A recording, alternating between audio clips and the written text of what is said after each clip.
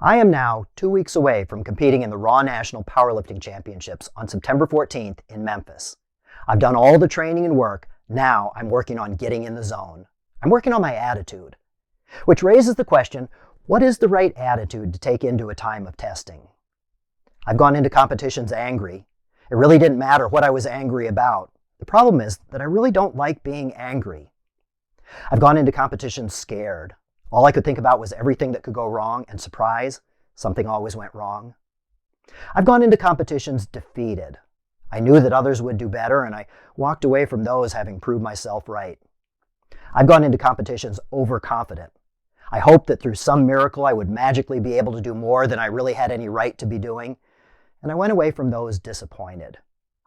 I think I found my attitude this time in a book by Brian McLaurin and Tony Campolo called Adventures in Missing the Point. Let's call it Hard Joy. They tell about a boring little town that decided to hold a foot race. On the day of the race, everybody showed up ready to run. The runners took a step or two or three across the starting line and then abruptly stopped.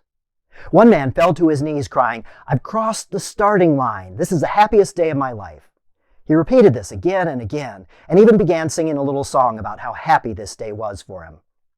Another woman started jumping for joy and said, "Yes," raising her fist in the air, "I am a race runner. I'm finally a race runner."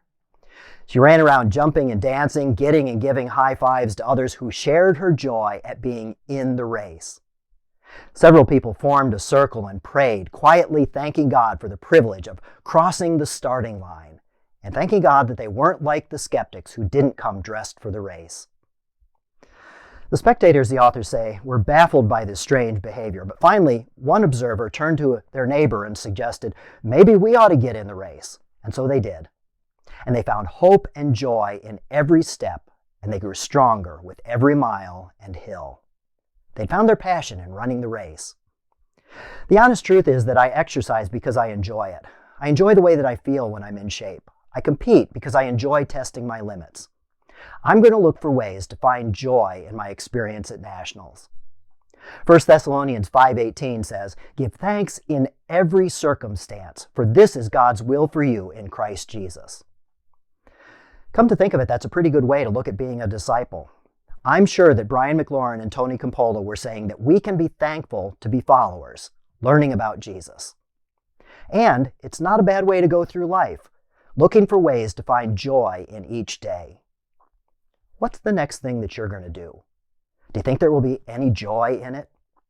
This is our Thursday, August 31st edition of a video series we call Stronger Faith.